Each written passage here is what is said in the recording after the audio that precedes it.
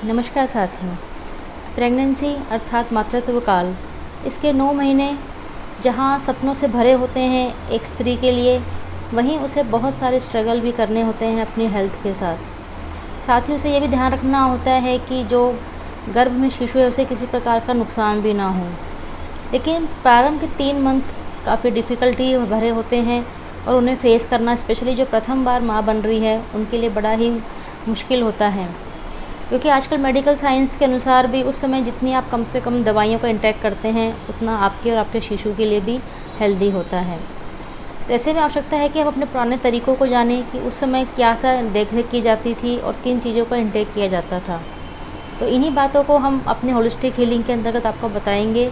और साथ ही एक सबसे सिंपल तरीका है अपनी फिंगर्स की ट्विस्टिंग करना।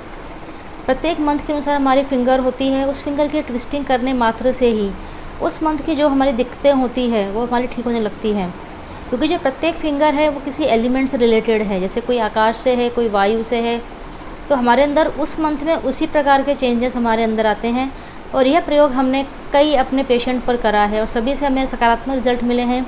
सभी ने बताया कि हमने जब जिस मंथ में आपने जो फिंगर बताई, जब हमने उसकी ट्विस्टिंग करी तो हमें उस मंथ की जो मुश्किलें थीं, जैसे कि किसी मंथ में वॉमिटिंग अधिक होती है, किसी में जलन अधिक होती है, किसी में मूवमेंट जब बच्चे की बढ़ जाती है तो उससे भी कभी परेशानी होती है, कभी नींद नहीं आती है।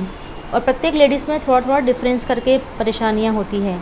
लेकिन हर एक की अपनी फिंगर है, उसकी ट्विस्टिंग करने से अंदर हमारे अंदर चेंजेस होते हैं जो क्योंकि सबसे ज़्यादा इसमें हार्मोन्स हमारे बॉडी के अंदर चेंजेस होते हैं। एक नया क्रिएशन हो रहा है, उसके भी चेंजेस होते हैं। तो वो जो उंगली है जब उसकी हम ट्विस्टिंग करते हैं तो वो चेंजेस आसानी से होते हैं और वो माता को उससे तकलीफ़ नहीं होती है। और साथ ही साथ जो आपका एम्ब्रो है उसकी ग्रोथ भी बहुत अच्छी होती है। उसका जो हेल्थ इशू है उसको आगे चल के भी नहीं आएंगे और आपको भी मतलब स्वयं माता को भी हेल्थ इश्यूज़ ज़्यादा नहीं आते हैं और डिलीवरी भी बड़ी आसानी से हो जाती है। तो ये हमारे कई अनुभव के पश्चात हम आपके साथ ये वीडियो शेयर करने जा रहे हैं। तो हम फर्स्ट मंथ से स्टार्ट करते हैं। फर्स्ट मंथ के अंतर्गत हमारी जो फिंगर है वो हमारी राइट हैंड की आएगी। आपको फिंगर्स का स्पेशली ध्यान रखना है कि आपने चेकअप किया, आपको मालूम पड़ा कि आपको वैसे भी हमें 1 महीने के पश्चात ही मालूम पड़ता है कि प्रेगनेंसी है। तो ऐसे में आपको फर्स्ट मंथ का तो आपको अवॉइड ही करना होगा। हम सेकंड मंथ से स्टार्ट करते हैं। तो सेकंड मंथ में हमें हमारी जो लेफ़्ट हैंड की फिंगर है, स्मॉल फिंगर, हमें इसकी ट्विस्टिंग करनी है। तो हमें ट्विस्टिंग किस प्रकार से करनी है, इस प्रकार से हमें प्रेशर देना है। और प्रेशर इतना ही देना कि एक वह जो माता है वो खुद भी अपना प्रेशर दे सकती है, प्रेग्नेंट लेडी भी, और किसी और की मदद भी वो ले सकती है। इसके तक प्रेशर इतना ही देना है जितना कि आपको सहन हो।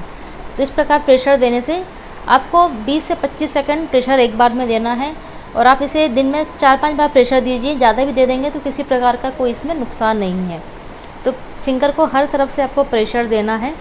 और साथ ही हम इस फिंगर के, जैसे हमारी हर फिंगर में 3 जॉइंट होते हैं, तो इन तीनों जॉइंटों में पीछे की तरफ भी मिड में ब्लैक कलर लगाना है और ऐसे ही आगे भी हमें ब्लैक कलर लगाना है। तो ये हमें बहुत सी इन्फेक्शन से और कई रोगों से हमें बचा के भी रखता है और हमें फिर दवाइयाँ कम से कम खानी पड़ेगी या हमें आवश्यकता ही नहीं पड़ेगी। और साथ ही थोड़ा हमें घूमना फिरना, चलना फिरना भी चाहिए, क्योंकि आप जितने एक्टिव होंगे आपका बेबी भी उतना ही एक्टिव होगा। हाँ, अगर आपको किसी प्रकार से डॉक्टर ने अगर बेड रेस्ट बताया है तो आपको उन प्रिकॉशंस का भी ध्यान रखना अत्यंत ही आवश्यक है। तो हमने इस वीडियो में फर्स्ट मंथ के साथ साथ सेकंड मंथ का सीखा, क्योंकि फर्स्ट मंथ के बाद ही मालूम पड़ता है। तो हम सेकंड मंथ के सब जैसे हमारा कंटिन्यू हो गया है तब तक हमें इस फिंगर को ट्विस्टिंग करनी है दिन में 3 से 4 बार। धन्यवाद। आपसे फिर एक नई वीडियो के साथ फिर से मुलाकात होगी।